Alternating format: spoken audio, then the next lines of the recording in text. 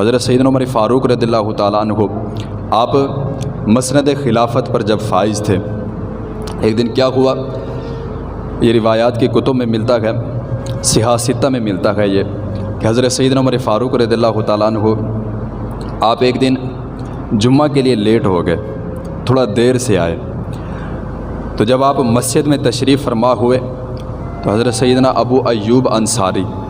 رضی اللہ تعالیٰ عنہ آپ کھڑے ہو گئے اور عرض کرنے لگے کہ اے عمر جلدی آیا کرو، سارے صحابہ آپ کا انتظار کر رہے ہوتے ہیں، ہم آپ کے نوکر نہیں،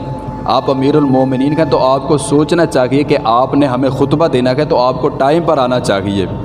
حضرت سیدنا عمر فاروق رضی اللہ تعالیٰ عنہ آپ نے یہ بات سنی اور خاموشی سے جا کر ممبر پر بیٹھ گئے اور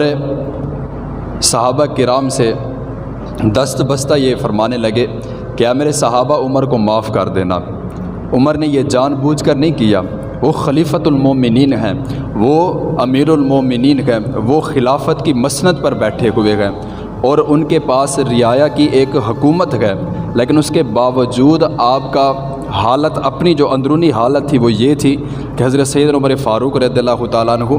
آپ فرمانے لگے کہ اے میرے صحابہ میں نے جان بوجھ کر دیری نہیں کی، بلکہ میں عمر کے پاس یہ جو میں نے کرتا پہنا ہوا ہے یہ کرتا ایک تھا اور یہ عبداللہ کی ماں نے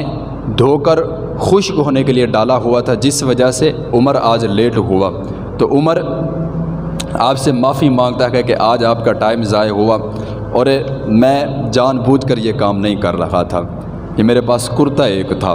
تو پھر آپ نے آگے سے ارشاد فرمایا کہ جب تک ابو ایوب انصاری جیسے بندے اس دنیا میں ہیں،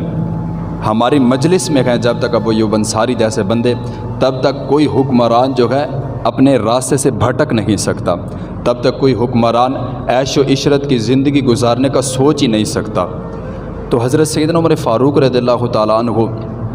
آپ نے امیر المومنین ہونے کے ساتھ ساتھ آپ بہت